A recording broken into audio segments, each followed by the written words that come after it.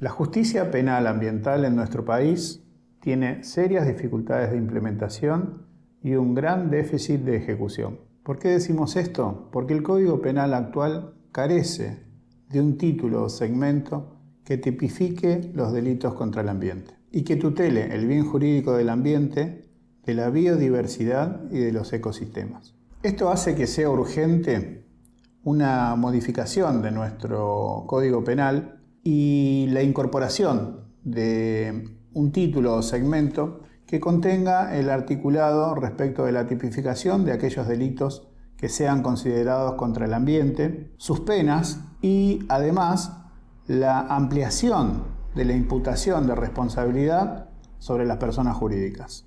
En este programa vamos a analizar la situación actual de la justicia penal con relación a los delitos ambientales y además vamos a trabajar los 4 proyectos de ley que plantean la modificación del Código Penal y la incorporación de los delitos ambientales. Te invito a que lo analicemos juntos. Yo soy Esteban y esto es Ambiente Costero.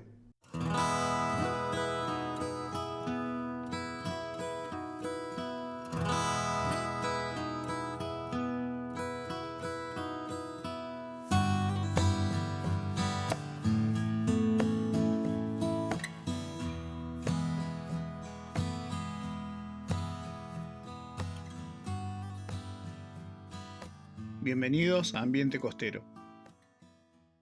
La reforma del Código Penal es el resultado de la discusión dogmática, jurídico-penal, que trae la colisión entre la visión antropocéntrica y la visión ecocéntrica y la ampliación de la tutela del bien jurídico ante los delitos contra el ambiente. Recordemos que la visión antropocéntrica es la que considera al hombre, al sujeto, como centro de protección normativa. En cambio, esta nueva visión ecocéntrica es la que pone a la naturaleza en el centro de protección sobre la imputación normativa.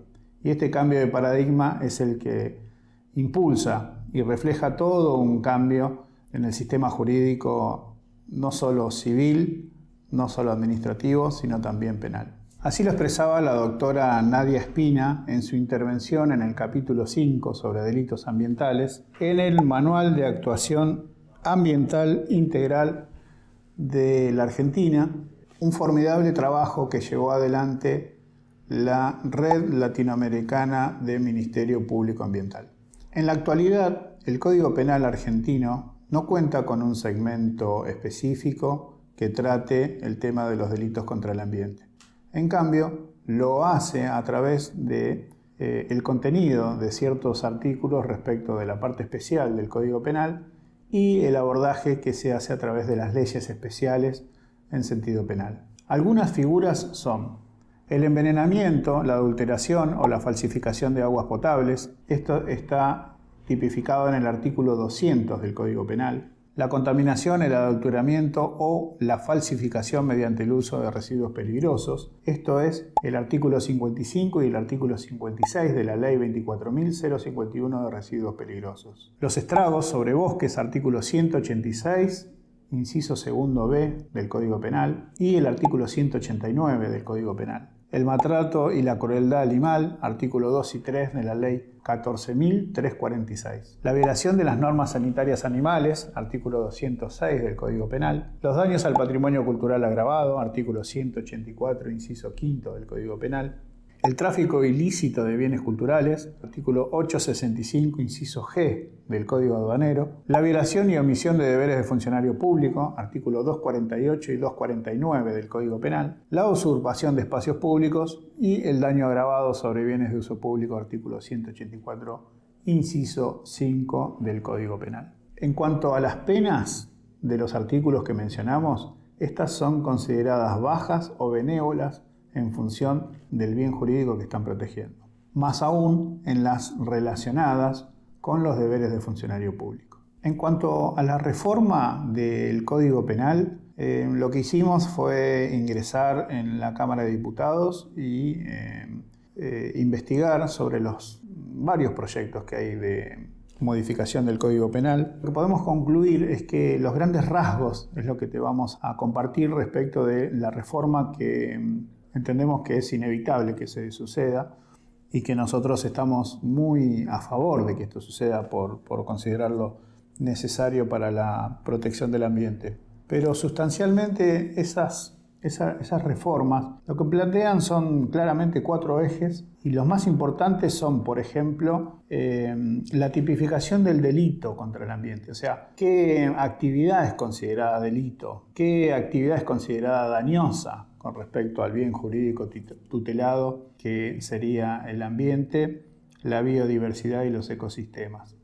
Y en ese sentido hace una definición de cómo serían considerados los daños graves contra el ambiente, y dice: cualquier alteración relevante que modifique de forma negativa el suelo, el subsuelo, las aguas terrestres, las aguas subterráneas, las aguas marítimas, el aire, la flora y la fauna.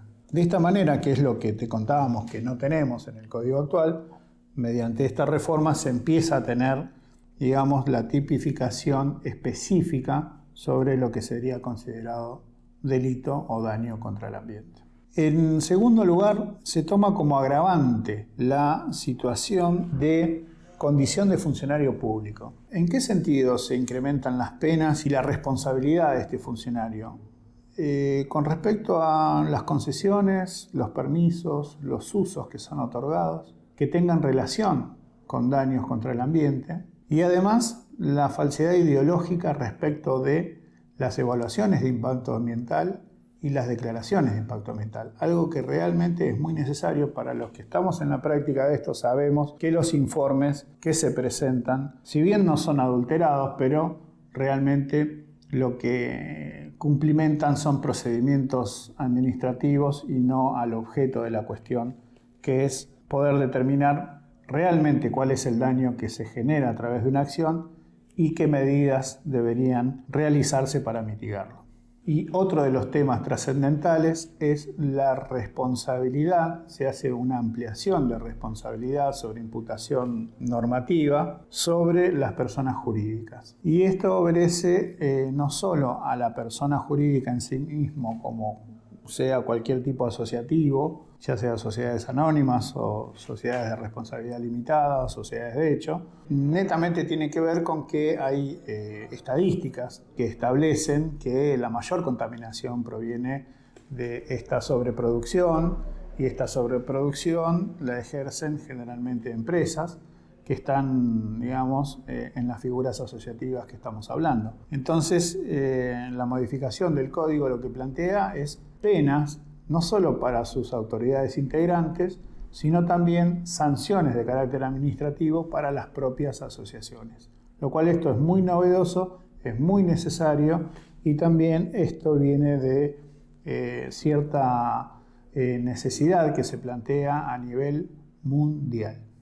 En cuanto a las penas, estas se incrementan de forma considerable en todos los casos, y también se estipulan específicamente los casos agravantes. Son 4 los proyectos que se presentan en la actualidad, que se están discutiendo en la Cámara de Diputados, y que esperemos que de forma urgente puedan tener esta aprobación y esta implementación que es tan necesaria para la protección de nuestro ambiente.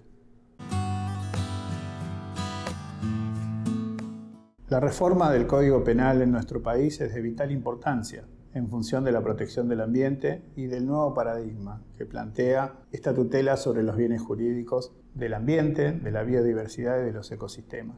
Sustancialmente, en la determinación de aquellas conductas que sean consideradas antijurídicas por considerarlas dañosas contra el ambiente, como a la vez el tema de los agravantes respecto de las actuaciones de los funcionarios públicos en relación a estos daños ambientales, cuando provienen del Estado o de sus empresas mixtas o de servicios públicos. Y otro de los temas es la importancia de la ampliación de la responsabilidad que se le imputa a las personas jurídicas. Pero esto no es, digamos, como siempre lo venimos planteando.